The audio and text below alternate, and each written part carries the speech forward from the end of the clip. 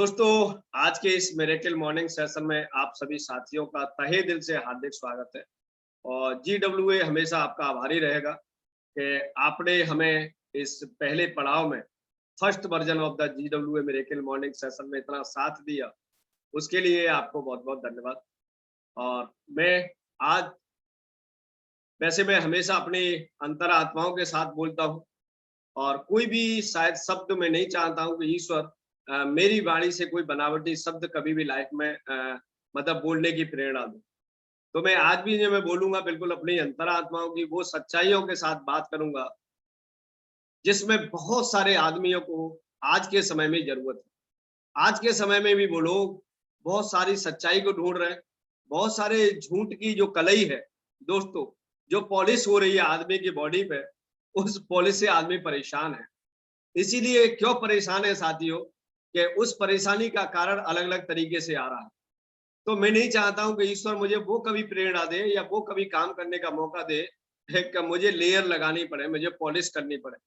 Okay, तो आज भी मैं जो बोलूँगा आपके साथ जो बात करूँगा मैं पर्सनल, हमेशा मैं जो अपनी बात करता हूँ अपने पर्सनल लाइफ एक्सपीरियंस से बात करता हूँ, या जो हमने सीखा है, जो या हम देख रहे हैं ये समाज के अंदर क्या हो रहा है, हिंदुस्तान के अंदर क्या हो रहा है, गवर्नमेंट्स के द्वारा क्या हो रहा है, पॉलिटिकल पार्टियों के द्वारा क्या हो रहा है, इंडस्ट्रियलिस्ट सेक्शन में क्या हो रहा है, व्यक्तिगत लाइफ में क्या हो रहा है, स्पिरिचुअल लाइफ में क्या हो रहा है। सारी चीजों पे हम यहाँ पर ये कह सकते हैं कि अलग-अलग व्यक्तियों के द्वारा अपने द्वारा उस चीज को डिस्क्लोज करने की कोशिश करते हैं और एक बेहतर इंसान बनते हुए अपने बेहतर जीवन यात्रा को किसी न किसी काम के माध्यम से हम कैसे तैयार कर सकते हैं उसके लिए बात करते हैं। किसी पर्टिकुलर एक चीज के गुलाम नहीं है दोस्तों, सबसे पहली बात है। मैं आज ये बात करना चाहूंगा कि हम किसी एक पर्टिकुलर कॉन्सेप्ट के गुलाम नहीं है और ना हमें बढ़ना चाहिए अगर कायदे में बात की जाए, क्योंकि जीवन इतना सीमित नहीं है साथियों। जीवन इतना लिमिटेड नहीं है। जीवन का मतलब है अनंत संभावनाएं हैं। ये कह सकते हैं कि दोस्तों इनफाइनाइट पॉसिबिलिटीज। तो आप किसी एक विचारधारा में तो नहीं बन सकते, आप किसी एक ध्येय में तो नहीं बन सकते, क्योंकि हजारों विचारधाराएं हैं और हजारों अनंत संभावनाएं जैसे कह दिया। तो आपको एक्चुअली क्या है कि इस जीवन को डिफरेंट डिफरेंट पर्सपेक्टिव से जीने का और समझने का जो मौका है हमारे जीवन में, ईश्वर ने हमें 50 साल दी है, 20 साल दी है, 10 साल दी है, एक क्षण दिया है, एक घंटा दिया है। We don't know, anyone don't know, कोई नहीं जानता है क्या आगे आने वाले क्षण में क्या पॉसिबिलिटी है। तो हमारी जो कोशिश होनी चाहिए वो हमारी एक कोशिश ऐसी होनी चाहिए कि हम लकीर का फकीर न बने, सबसे पहली बात। लेकिन आदमी एक्चुअली क्या है कि दोस्तों लकीर का फकीर बन जाता है। बस दुनिया में कुछ देखने की कोशिश ही नहीं करता, आंख बंद कर देगा, बस उसी की पट्टी चढ़ा देगा, है ना। और ये पट्टी है ना उसको सीमित कर देती है साथ, सीमित कर देती है, क्योंकि पट्टियां सीमित कर देती है। आंख बंद करके बस दौड़े ही चले रहा है, दौड़े ही चले जा रहा है। कोई हरे रामा चिल्ला रहा है, कोई अल्लाह ही अल्लाह चिल्ला रहा है, कोई पता नहीं क्या क्या चिल्ला रहा है, चिल्ला ही रहा है, चिल्ला ही रहा है। 10-20-100 लोगों ने उनके दिमाग में भर दिया, बस उसी को चिल्लाते ही चले जा। आपकी हमेशा जो पर्सपेक्टिव है, आपको हर चीज को सबसे पहले दोस्तों समानता से देखना पड़ेगा। अगर आपसे समानता से देखने की अगर दृष्टि जिस दिन जिस व्यक्ति के अंदर डेवलप हो जाती है, उसके जीवन में जीने की अनंत संभावनाएं तो ऑलरेडी बन के तैयार हो जाती है ना। लेकिन आदमी आपको सिखाना क्या चाहता है? आदमी वो सिखाना चाहता है जिसमें उसका व्यक्तिगत सबसे ज्यादा लाभ हो। आप कहीं भी सीख लीजिए, जाके कहीं भी सीख लीजिए, आदमी वो सिखाना चाहता है कि आप उसके जीवन पर्यंत फॉलोअर बन जाए, आप उसके कस्टमर बन जाए, आप वो सिखाना चाहता है। हर आदमी, चाहे आप वकील के पास चले जाइए, चाहे आप डॉक्टर के पास चले जाइए, आप सीए के पास चले जाइए, अपने अकाउंटेंट बनाने के लिए आपको क्या करेगा, वो साला उलझाए रखेगा, वो उलझाए रखेगा।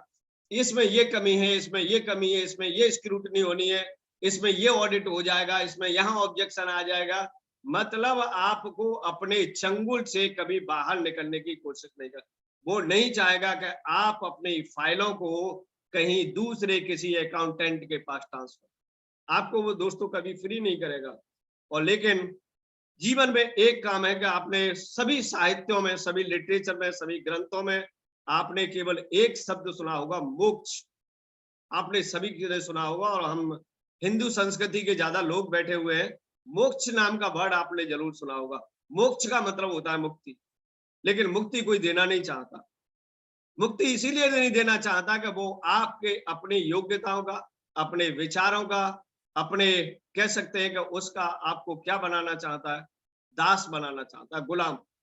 हम कहते हैं कि हम स्वतंत्र हैं, हम कहते हैं कि हम परतंत्र हैं। आप कहते हो स्वतंत्र है, और हम कहते हैं कि आज भी हम 99% परतंत्र। अब ये कहते हो ये कैसी बात हो रही है सुबह सुबह, ये मिरेकल मॉर्निंग सेशन है, ये क्रिटिसाइज, ये that is not the criticism, that is the reality of the life of every person. Reality of the life. आप वकील के पास चले जाइए, इतना उलझेड़ा डालेगा आपके केसेस में कि जो 1 तारीख में खत्म हो सकता है, जो 2 तारीख में खत्म हो सकता है, वो 1 महीने की डेटों में खत्म हो सकता है। वो आपको 20 साल जब तक न रगड़ देगा, जब तक दोस्तों आपके घुटनों में दर्द नहीं करा देगा, जब तक ये मजबूर नहीं हो जाएंगे, वो कहेंगे भाई तू लाख 2 लाख 4 लाख ले ले यार, और ये कैसे भी मेरा फंड काट दे।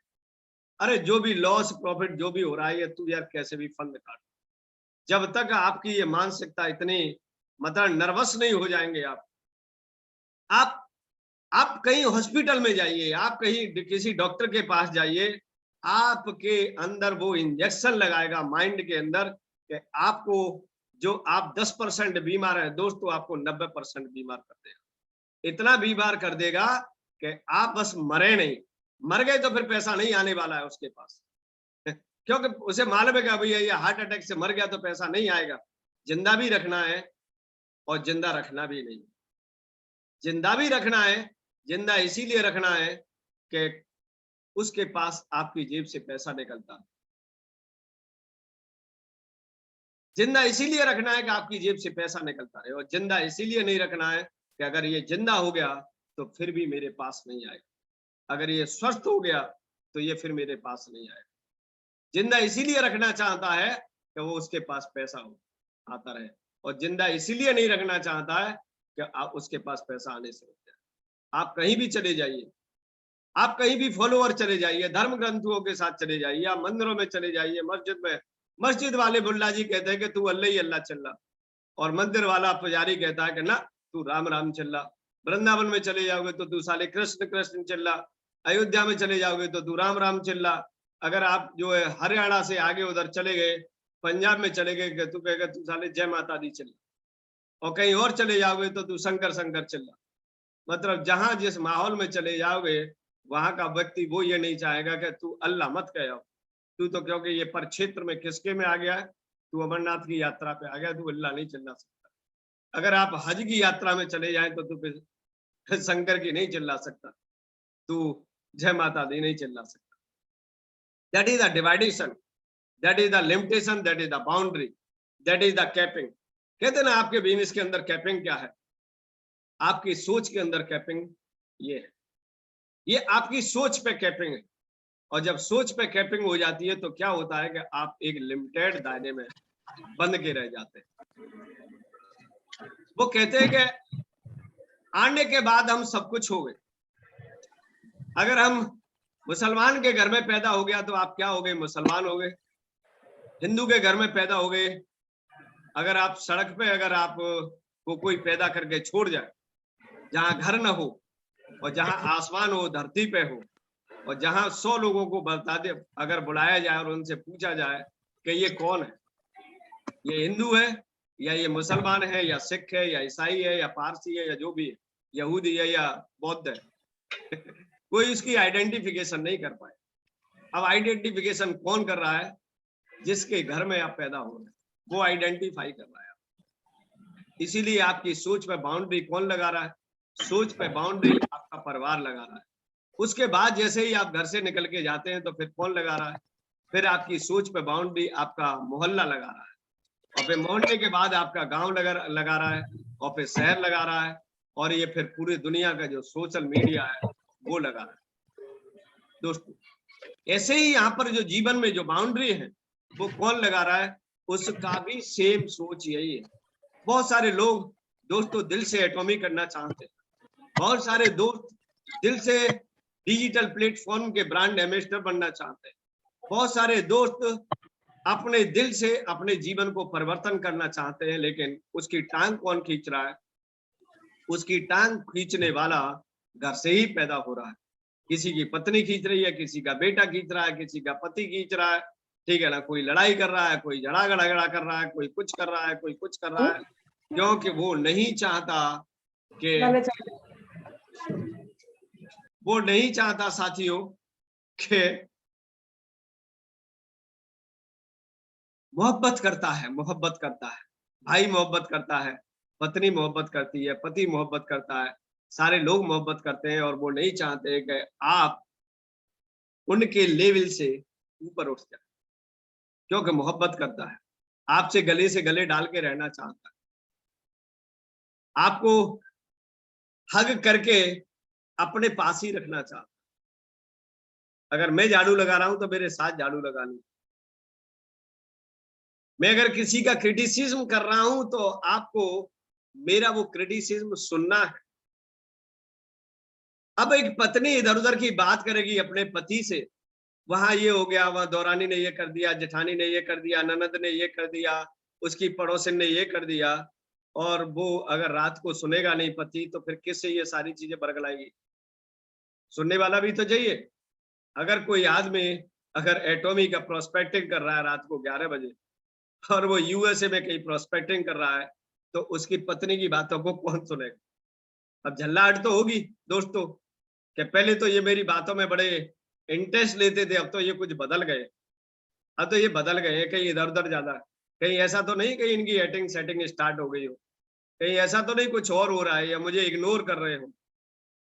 वो सेम कहानी आप रिवर्स ट्रांसफर कर सकते, क्योंकि जिनके साथ लोग हम रहते थे साथियों, उनको ऐसा लगता है कि यू आर इग्नोरिंग देम, आप उनको इग्नोर कर रहे हैं, आप उनको नकार रहे हैं, या आप अपने डियरेस्ट और नियरेस्ट पर उतना ध्यान केंद्रित नहीं कर रहे हैं जो पहले करते थे।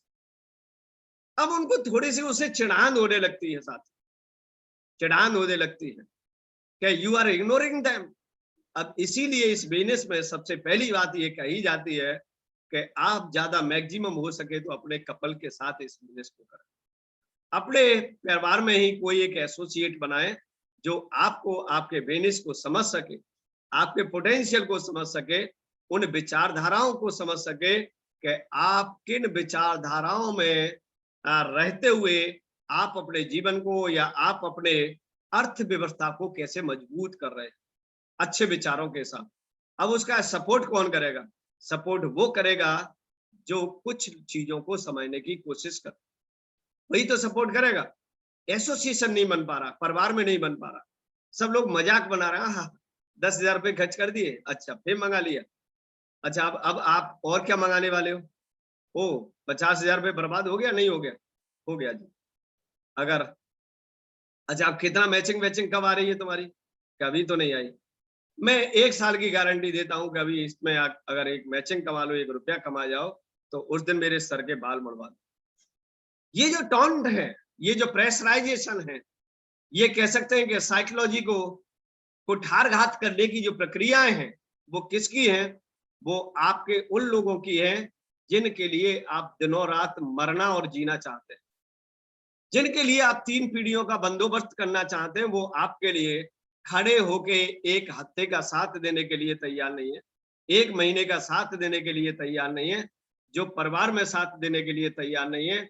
और वहां आप जो है इतनी कम्युनिटी को ड्राइव करने की कोशिश करते है ना। जहां हम जीने बनने के लिए तैयार हैं, वो लोग साथ देने के लिए। तो सबसे पहले क्या करना है?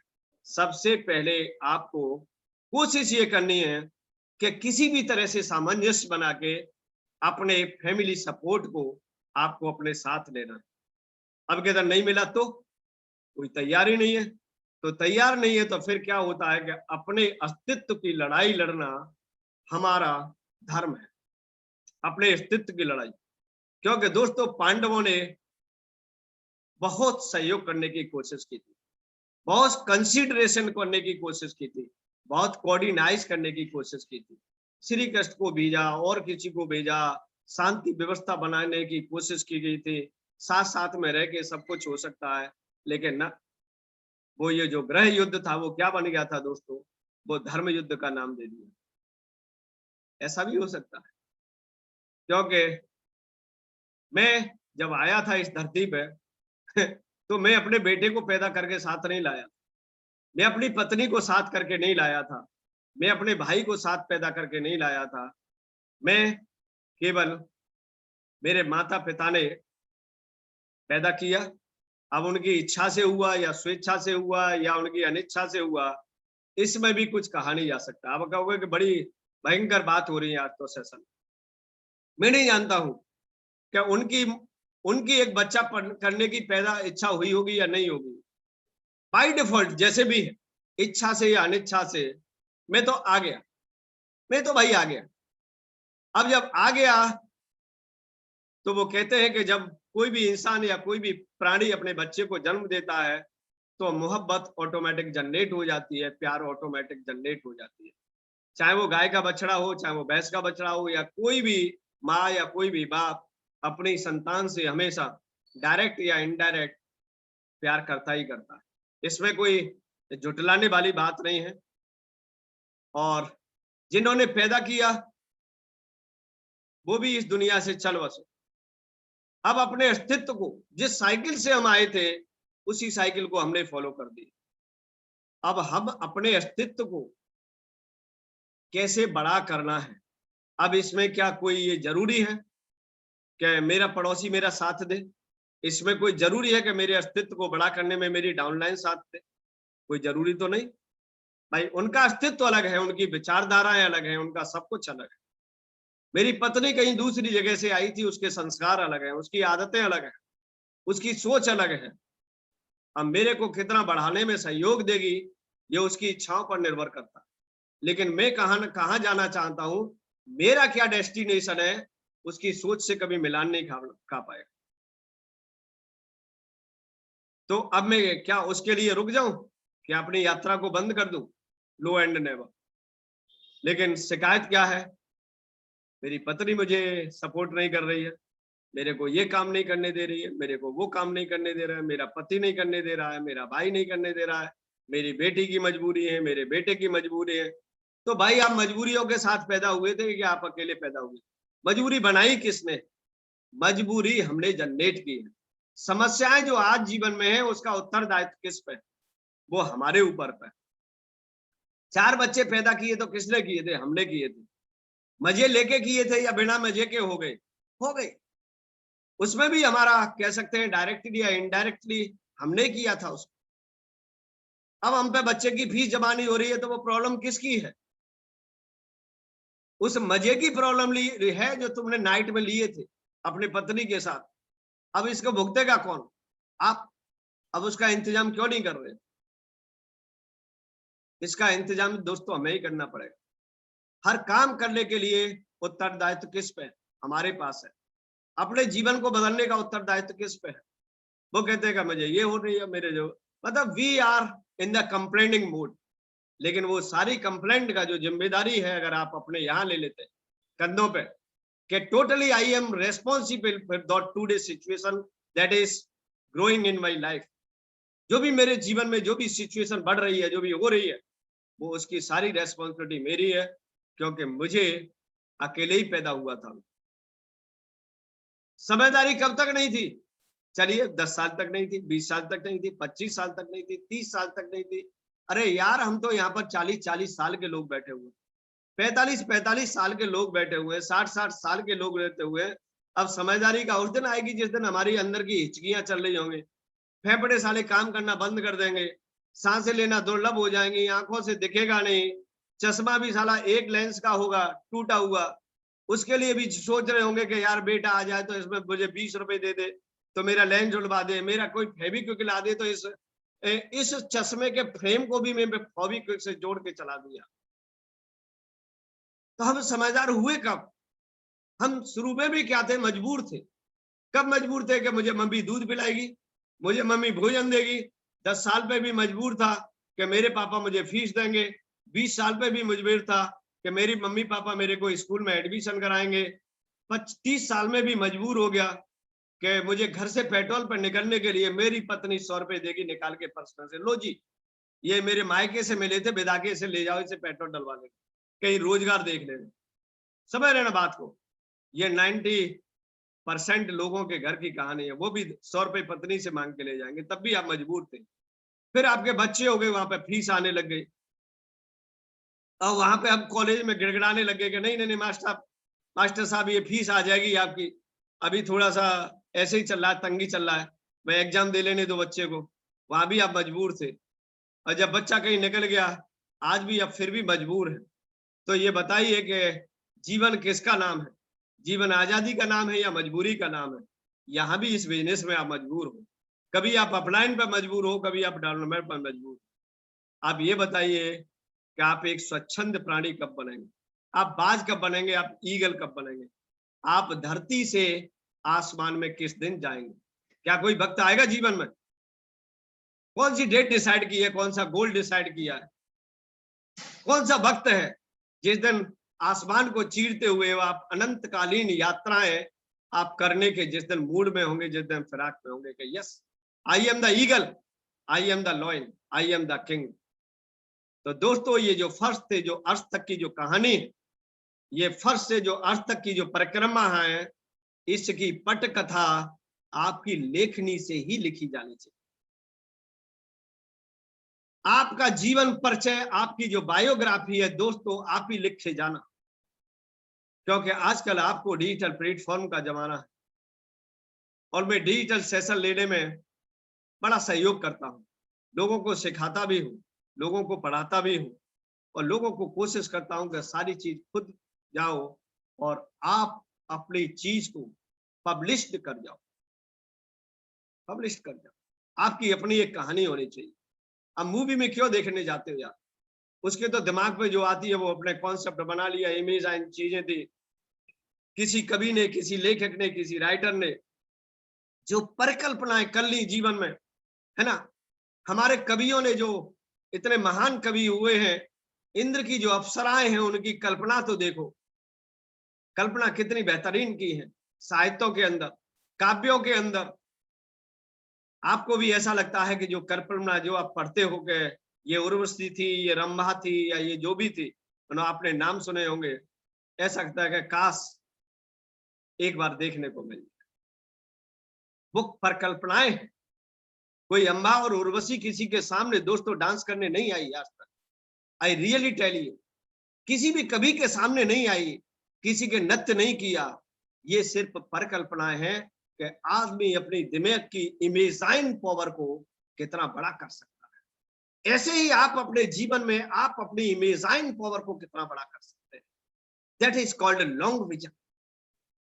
इसे लॉन्ग विजन है। उनके पास विजन होता था, वो कह सकते हैं कि अनंतकालीन स्वर्ग लोक तक की बातों को सोच सकते थे, ऐसा चरित्र चित्रण कर सकते थे, ऐसा साहित्य में चरित्र चित्रण कि जब कोई कथावाचक, कोई व्यास गद्दी पे बैठ के जब उन कथाओं को पढ़ता है तो ऐसा लगता है कि ये सारी चीजें हमारे सामने घटित हो रही हैं। इतने एपिसोड बन गए, इतने ड्रामा बन गए, इतने नाटक बन गए, इतने मूवी बन गए, कोई कभी लिख गया था। फिर उसमें कल्पनाओं में थोड़ा आदमियों ने अपना मिर्च मसाला लगाया, अलग अलग तरह की मूवी बनाई, अलग तरह की चीजें लिखी गई, काव्य की गणना मतलब रचना हुई, पता नहीं कितना हुआ। वो आपको हाई स्कूल में पढ़ा दी, 8th क्लास में पढ़ा दी, ग्रेजुएशन में पढ़ा दी, लिटरेचर बन गया, प्रकाशनों ने पब्लिश कर दिया, बोर्डों ने मान्यताएं दे दी, यूनिवर्सिटी ने मान्यताएं दे दी। ये परिकल्पनाएं थी।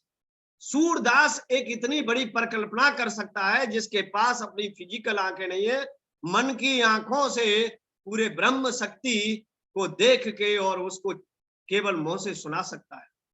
और आप कहते हैं कि हमारे सामने कह सकते हैं कि समस्याएं हैं। आपकी कान खुले हुए हैं दोस्तों, आपकी नाक खुली हुई है जिसपे आप सुगंध भी ले सकते हैं।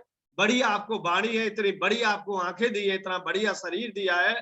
और एक सूरदास को देखो जिसके पास आंखें ही नहीं थी, उसने दुनिया को ही नहीं देखा, लेकिन कितनी बड़ी कल्पनाएं कर। ये मन की आंखें। आपको तो मन ही नहीं पता नहीं कहां डोल रहा है। हाँ, कभी रम्मा के पास चला जा रहा, कभी उर्वशी के पास चला जा रहा, कभी सचिन तेंदुलकर के पास जा रहा, कभी मोदी के पास जा रहा, कभी योगी के पास जा रहा है, या किसी की गोदी में जा रहा है। मनीष तो नहीं, तो कल्पना काय की करोगे? मुझे एमए करनी है, मुझे वेस्टीज करनी है, मुझे एटॉमी करनी है, मुझे क्रिप्टो करेंसी करनी है, मुझे कोई शॉर्ट प्लान देखना है, मुझे ट्रेडिशनल बिजनेस करना है, मुझे जुआ खेलना है, मुझे शराब पीनी है। आपको क्या करना है? आपका मनी डिसाइड नहीं कर पा। Where are you standing? कल्पना क्या करोगे? कल्पना करने के लिए दोस्तों सबसे पहले क्या करना पड़ता है? सबसे पहले त्याग करना, त्याग करना पड़ता है। अगर कोई आदमी नंगा आपको कर दे तो चौराहे पे नंगे खड़े होने की हिम्मत पैदा करनी पड़ती। अब ये कहोगे ये कैसा बाढ़ है, ये नंगा पुंगा कहां से आ गया? इतने बड़े सेशन में जैसे लाइव टेलीकास्ट करने वाले, इसमें इन वर्डों का यूज कर रहे हो आप वैसे तो बहुत बड़े लीडर बन रहे हो, है ना? ये मैसेज आ जाएंगे मेरे पास, आप वैसे तो इतने बड़े लीडर बनते हो, वैसे तो ये सब सिखाते हो, ये नंगा पुंगा शब्द क्या है? ये वो शब्द है जो आपके दिमाग को बार बार, आपके दिमाग की सोच पे हैमरिंग करते हैं दोस्तों, हथौड़े मारते हैं, आपको सोचने के लिए मजबूर करते हैं। नंगे का मतलब है कि जब आप बढ़ रहे हो, जब आप फर्श से अर्श पर जा रहे होगे, तो आपके दोस्तों लोग पंखों को नोच नोच कर खाएंगे, आपको पंख हीन कर देंगे, पंख विहीन कह सकते हैं जैसे, आपको उड़ने नहीं देंगे। कोई आपके पंखों को पानी डाल के भिगोएगा कि ये फड़फड़ा ना पाए, कोई आदमी आपके पंखों को तोड़ेगा, कोई आपकी चोंच को तोड़ेगा, कोई आपके पंजों को तोड़ेगा। दोस्तों ये नंगा करने वाली बात, और मेरा नंगे का मतलब यहाँ कपड़े उतार के आपको प्रदर्शन करने का नहीं है। मेरा ये है कि अगर आपके पंख भी नोच दे, तब भी आप पेशेंस से एक जगह खड़े होके, कहीं किसी गुफा में, कहीं गुप्त जगह पे, आपको पंखे नए अपने पनपने तक का इंतजार भी करना होगा। दोस्तों उस चौराहे पे खड़े होके मर जाना नहीं है कि मेरे पंख नोच लिए मैं क्या करूं। आप कहीं छिप जाइए गुप्त तरीके से, आप अपने पंखों को दोबारा बड़े करिए, आप अपने पंखों को मजबूत करिए। दोस्तों कहते ना क्या, आदमी समझेगा क्या, मेरी बातों के अर्थ को समझेगा क्या? समझेगा वो जिसकी जितनी सोच होगी। नंगे का मतलब तो कोई समझ रहा होगा कि शर्मा जी ने तो गुठन्ना उतार दिए, अंडरवियर उतार दिया, लेकिन मेरा उस शब्द का मतलब कुछ और है।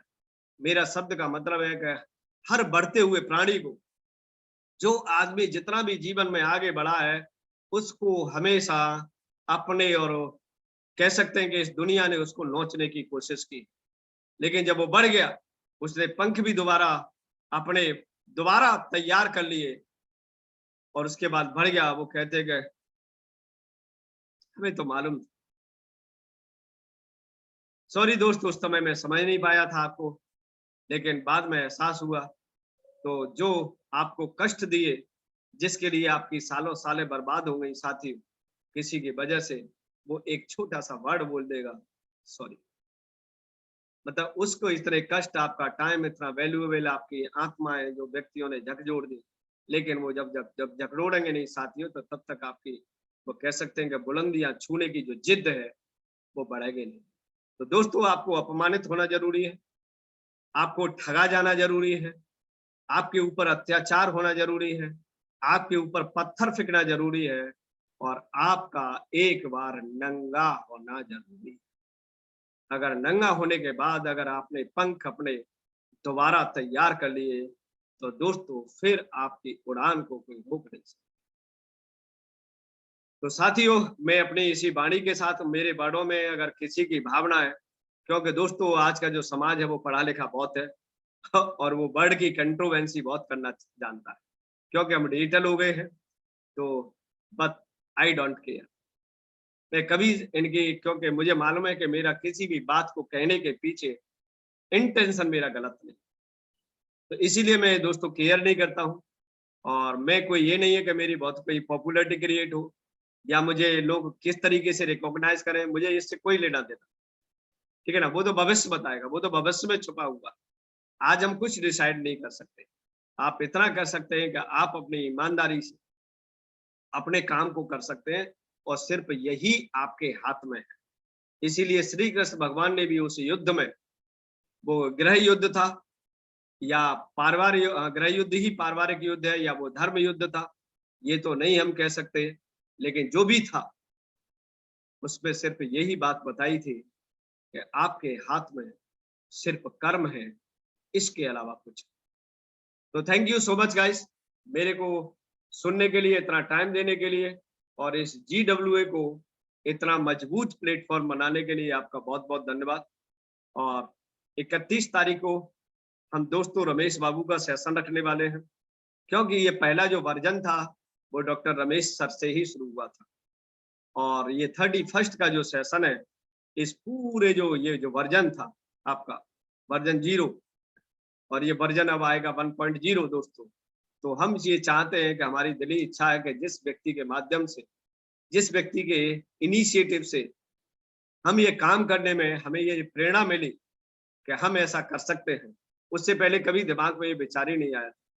तो हम इस कह सकते हैं GWA miracle morning session version 0.0 को एंड जो करने जाएंगे, वो साथियों वो रमेश सर के उससे करने जाएंगे, वो भी अपनी आत्माओं की आवाज आपको सुनाएंगे 31 तारीख को। और मैं चाहता हूं कि कोई जो मेरे को मानता हो कि यस, मैं इनके लिए कुछ, मैं पैसे नहीं चाहिए सर, किसी को पैसे नहीं चाहिए, I don't need a lot of money. मेरे लिए कल का सेशन कोई अपनी अंतर आत्माओं से ले पाए तो मैं उसका एक व्यक्ति का हैंड रेस जरूर करना चाहूंगा कि मैं आज जो भी बोलूंगा, कल का डेट है हमारे पास, शायद संडे है कल, बेबी यस, कल संडे में एक व्यक्ति चाहिए जो इस GWA को अपनी अंतर आत्माओं से आशीर्वाद दे सके और उसके लिए बोल सके और एक सेशन दे सके। एक हैंड रेस चाहिए कि जिसे मैं कल का टाइम दूं, परसों हमारा GWA का है, फिर एक नई पटकथा के साथ स्टार्ट होंगे। तो ओनली वन हैंड जो स्वेच्छा से हैंड रेस करें प्लीज।